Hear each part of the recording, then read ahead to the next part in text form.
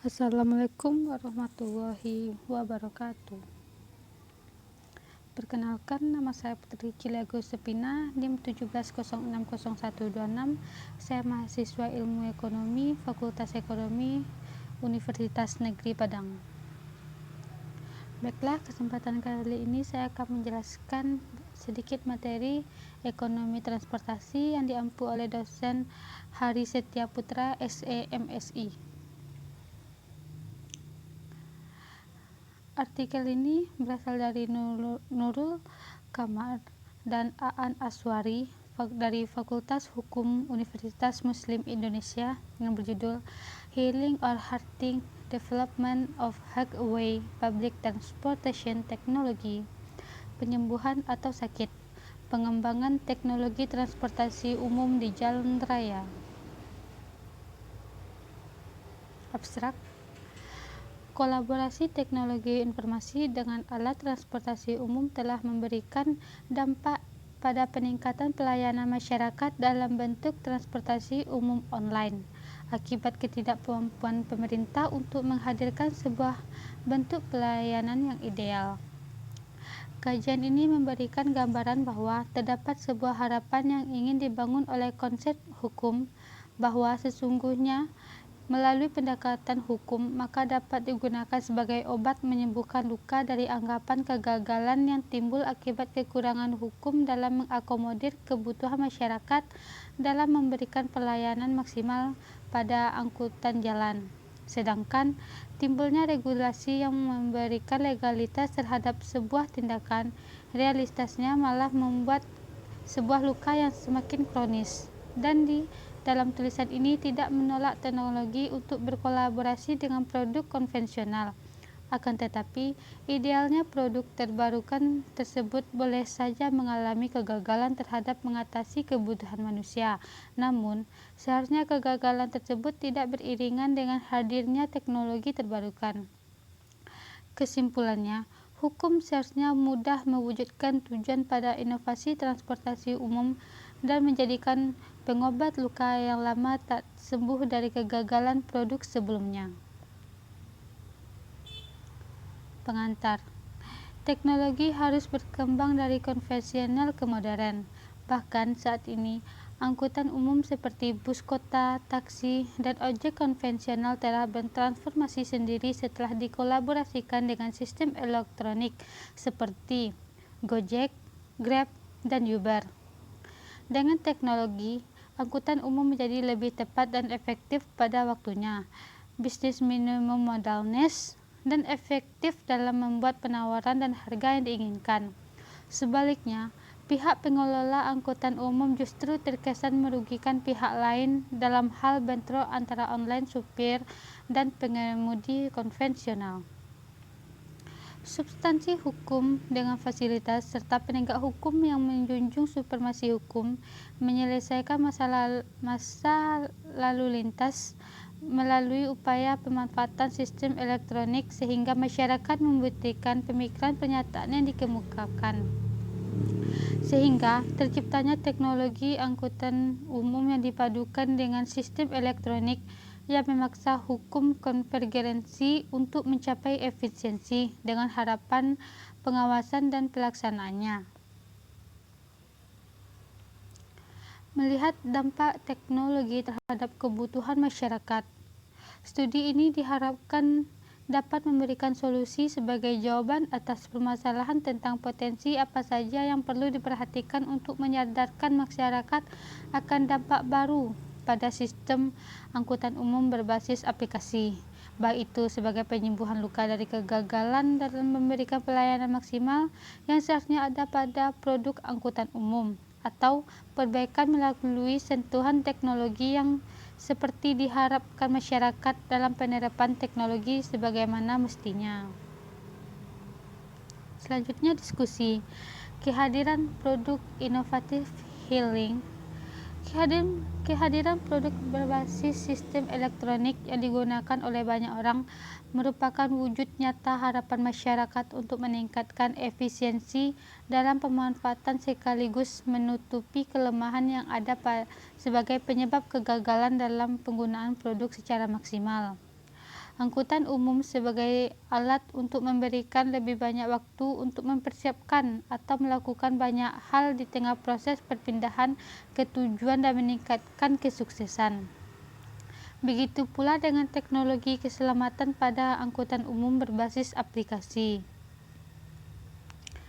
Teknologi angkutan umum kini menawarkan kenyamanan konsumen yang mengutamakan kepentingan konsumen dan pengemudi. Baik pengemudi maupun penumpang dapat menjelajahi dan memanfaatkan fasilitas teknologi yang kemudian berpotensi menghindari kemacetan lalu lintas, penghematan waktu, ketetapan lokasi, tingkat privasi, dan keamanan pasokan bahan tambahan. Aspek keterjangkauan berikutnya meliputi keterjangkauan harga dan keterjangkauan layanan.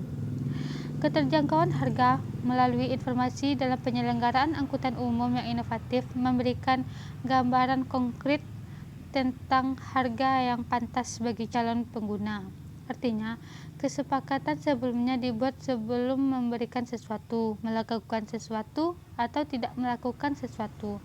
Potensi kesepakatan berkelanjutan dalam aliansi pasti tidak bisa dihindari. Berbeda dengan angkutan umum sebelumnya yang rutenya terbatas dan harganya ditentukan mengabaikan jarak. Misalnya di taksi argo yang bekerja di bawah waktu di dalam taksi, atau bus mikro yang menempuh jarak jauh tetapi harganya sama, atau ojek konvensional yang harganya relatif mahal.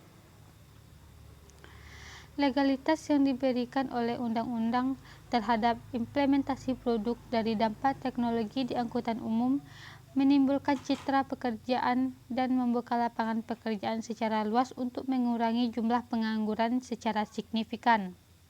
Undang-undang menampung segala macam kepentingan masyarakat dan mengakomodasi perkembangan kebutuhan masyarakat dalam penyelenggaraan transportasi online yang terlihat dari berbagai fasilitas yang ditawarkan oleh teknologi ini. Kemudahan ini membuat banyak orang lebih suka menggunakannya dan merasa akomodatif pada saat ini. Oleh karena itu, regulasi yang dibentuk untuk mengesahkan kegiatan tersebut akan menjadi penyembuhan kelemahan angkutan umum konvensional. Ketidaksiapan hukum terhadap produk inovatif tetap menyakitkan. Munculnya layanan angkutan umum berbasis aplikasi merupakan salah satu bentuk respon dari ketidakmampuan pemerintah dalam menghadirkan bentuk angkutan umum yang layak. Dampaknya, di Indonesia ada beberapa perusahaan jasa yang membuka layanan kepada masyarakat dalam menghadirkan impian masyarakat berupa angkutan umum berbasis aplikasi.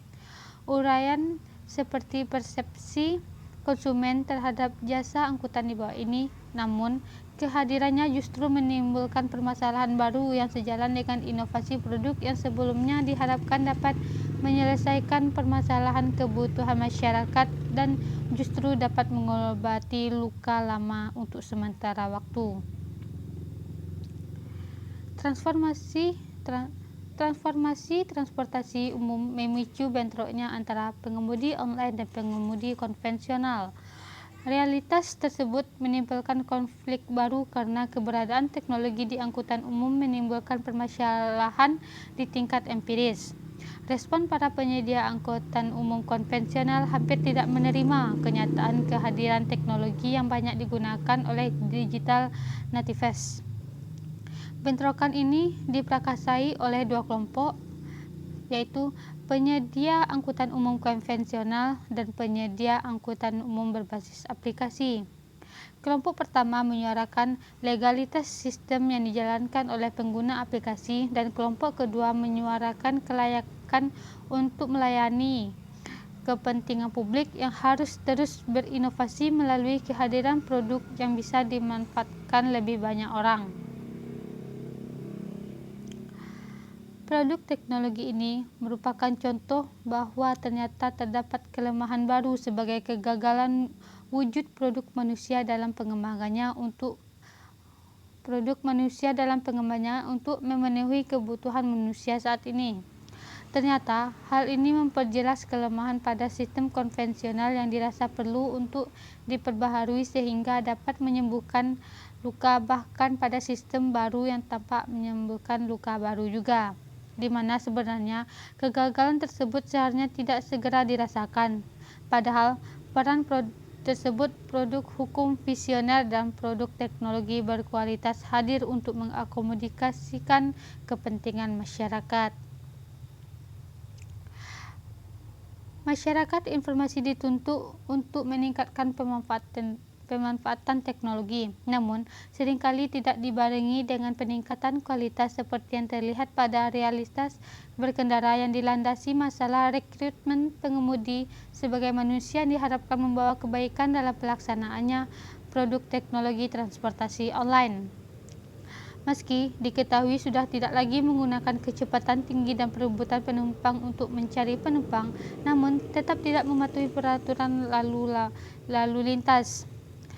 Yang diketahui salah satu penyebab kecelakaan adalah pelanggaran peraturan lalu lintas.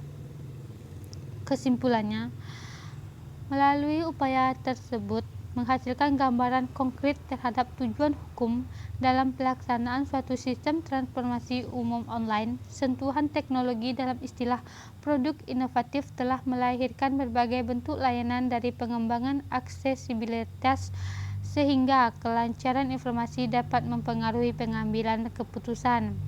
Memang, teknologi informasi memberikan banyak kemudahan bagi hukum dalam mewujudkan tujuannya di inovasi angkutan umum, sehingga menjadi lama penyembuhan luka yang tidak pulih dari produk sebelumnya kegagalannya, karena keterbatasannya yang sebenarnya dibangun oleh manusia itu sendiri.